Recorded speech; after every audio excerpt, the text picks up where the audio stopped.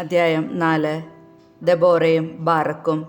യഹൂദിന് ശേഷം ഇസ്രായേൽ വീണ്ടും കർത്താവിൻ്റെ മുൻപിൽ തിന്മ ചെയ്തു. കർത്താവ് അവരെ ഹസോർ ഭരിച്ചിരുന്ന കാനാൻ രാജാവായ യേയാബിന് വിട്ടുകൊടുത്തു. ഹറോഷത്ത് ഹഗോയിമിൽ വസിച്ചിരുന്ന സിസേറയായിരുന്നു അവൻ്റെ സേനാപതി. അവന് 900 ഇരുമ്പുരഥങ്ങളുണ്ടായിരുന്നു. അവൻ ഇസ്രായേൽ ജനത്തെ 20 വർഷം ക്രൂരമായി പീഡിപ്പിച്ചു.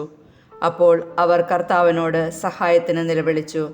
അന്ന് ലെപ്പിദോത്തിൻ്റെ ഭാര്യയായ ദെബോറ പ്രവാചികയാണ് ഇസ്രായേലിൽ ന്യായപാലനം നടത്തിയിരുന്നത്. അവൾ എഫ്രായിം മലനാട്ടിൽ റാമായ്ക്കും ബെഥേലിനും ഇടയ്ക്കുള്ള ദെബോറയുടെ ഈന്തപ്പനയുടെ കീഴിൽ ഇരിക്കുക പതിവായിരുന്നു. ഇസ്രായേൽ ജനം വിധി തീർപ്പിനു വേണ്ടി അവളെ സമീപിച്ചിരുന്നു.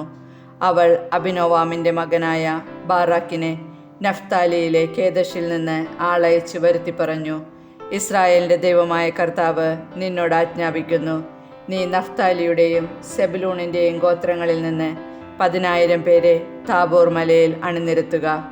രഥങ്ങളോടും സൈന്യങ്ങളോടും കൂടെ യാബീൻ്റെ സേനാപതി സിസേറ കിഷോൻ നദിയുടെ സമീപത്ത് വച്ച് നിന്നെ എതിർക്കാൻ ഞാൻ ഇടയാക്കും.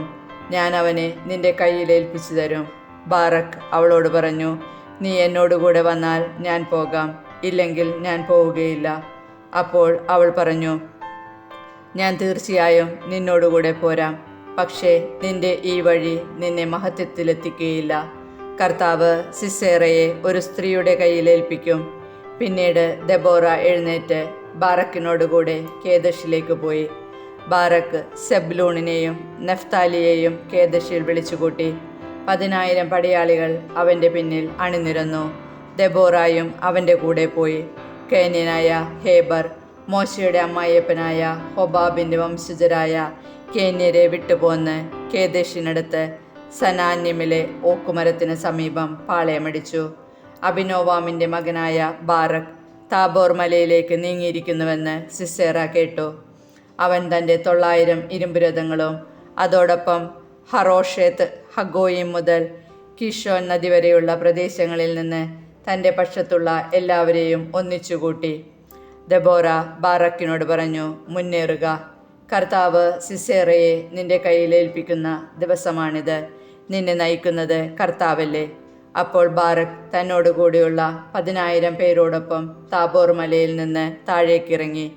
കർത്താവ് സിസേറയെയും അവൻ്റെ രഥങ്ങളെയും സൈന്യങ്ങളെയും ഒന്നടങ്കം ബാറക്കിൻ്റെ മുൻപിൽ വെച്ച് വാൾമുനയാൽ ചിതറിച്ചു.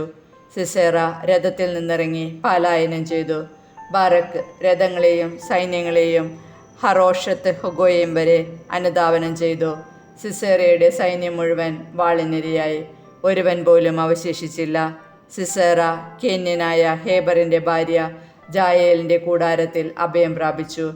കാരണം അക്കാലത്ത് ഹസോർ രാജാവായ യേയാബിൻ കേന്യനായ ഹേബറിൻ്റെ കുടുംബവുമായി സൗഹൃദത്തിലായിരുന്നു.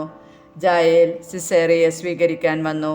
അവൾ പറഞ്ഞു, ഉള്ളിലേക്ക് വരൂ പ്രഭോ, എന്നോടുകൂടെ അകത്തേക്ക് വരൂ, ഭയപ്പെടേണ്ട. അവൻ അവളുടെ കൂടാരത്തിൽ പ്രവേശിച്ചു. അവൾ അവനെ ഒരു കരിമ്പടം കൊണ്ട് മൂടി.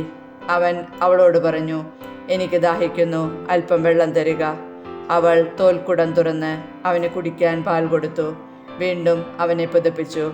അവൻ അവളോട് പറഞ്ഞു, കൂടാരത്തിൻ്റെ വാതിൽക്കൽ നിൽക്കുക.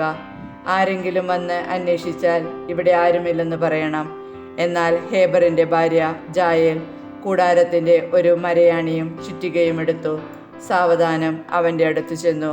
അവൻ ക്ഷീണിച്ച് ഉറങ്ങിക്കിടക്കവേ ആണി അവൻ്റെ ചെന്നിയിൽ തറച്ചു. അത് നിലത്തിറങ്ങുവോളം അടിച്ചു കയറ്റി.